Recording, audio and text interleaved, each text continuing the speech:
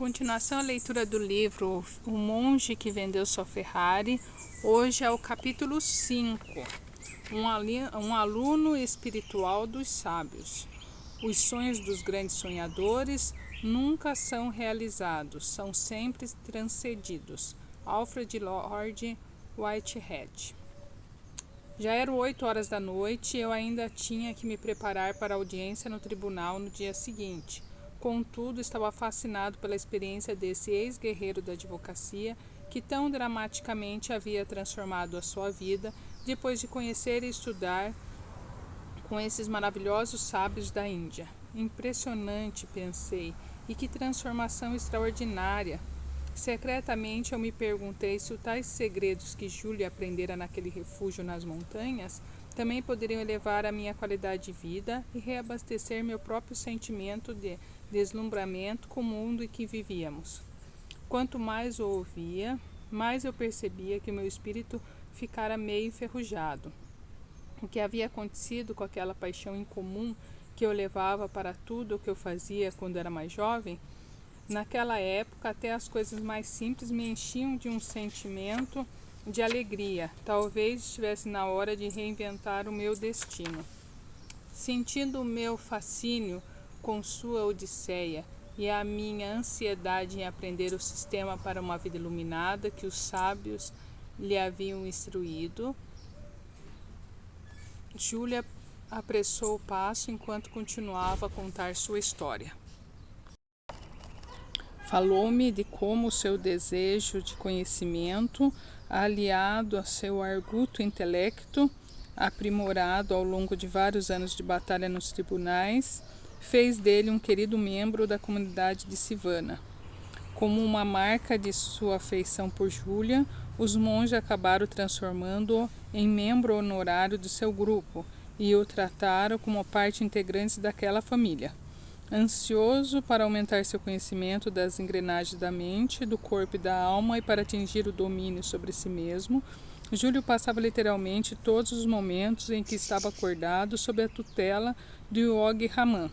O sábio se transformou mais num pai do que num professor para Júlia, embora parecesse que apenas alguns anos de idade o separassem.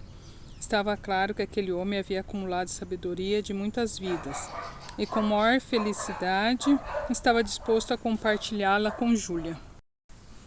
Começando antes do sol raiar, o Yogi Raman se sentava com seu entusiasmado aluno e enchia-lhe a cabeça com insights sobre o sentido da vida e técnicas pouco conhecidas que ele dominava para viver com mais vitalidade, criatividade e autorrealização.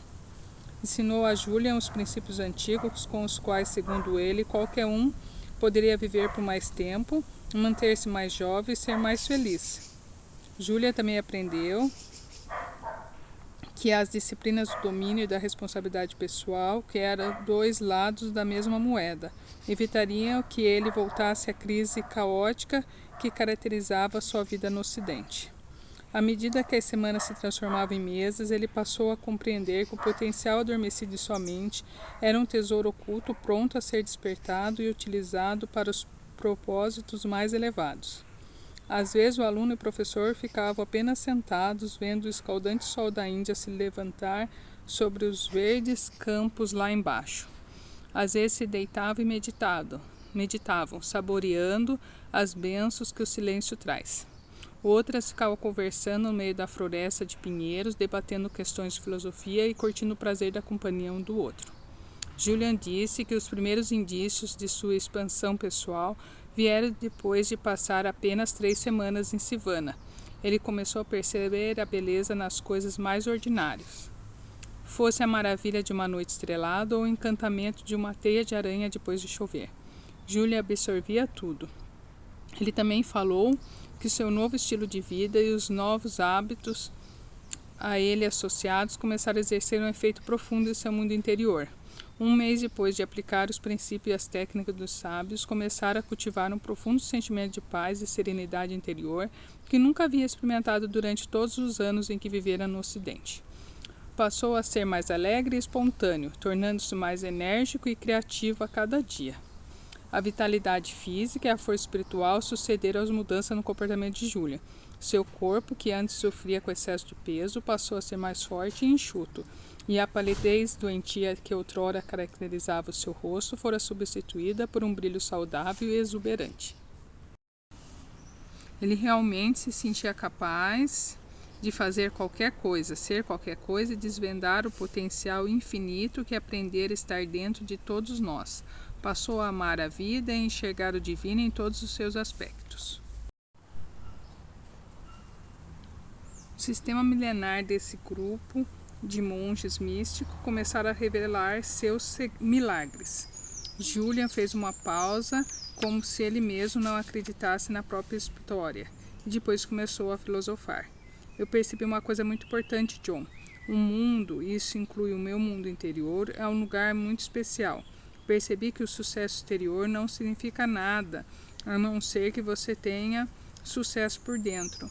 Existe uma enorme diferença entre estar bem e parecer bem. Quando eu era um advogado bambambam, costumava desdenhar de todas aquelas pessoas que procuravam melhorar a vida interior e a exterior. Eu pensava, fala sério. Mas descobri que o domínio sobre si mesmo e o cuidado consistente com a mente, o corpo e a alma são essenciais para se atingir o seu potencial mais elevado e viver a vida dos seus sonhos. Como é que você pode se preocupar com os outros se não se preocupa sequer consigo mesmo? Como é que você pode fazer o bem se nem sequer se sente bem? Eu não posso amar você se não consigo amar a mim mesmo. De repente, Julian ficou agitado e um tanto desconfortável. Eu nunca abri o meu coração para alguém dessa maneira. Me desculpa, John. É que eu experimentei uma catarse tão grande lá nas montanhas, um despertar espiritual tão forte sobre os poderes do universo, que sinto que outras pessoas têm que saber o que eu sei. Percebendo que estava ficando tarde, Julian logo me disse que iria embora e se despediu. Mas você não pode ir embora assim, Julian. Eu estou completamente empolgado para ouvir a sabedoria que você aprendeu no Himalaia e a tal mensagem que prometeu trazer para o Ocidente. Agora você não pode me deixar nesse suspense. Você sabe que eu não aguento. Eu vou voltar, pode ficar tranquilo, meu amigo. Você me conhece. Depois que eu começo a contar uma boa história, simplesmente não consigo parar. Mas você ainda tem que trabalhar e eu tenho que tratar de alguns assuntos pessoais. Então só me diz uma coisa.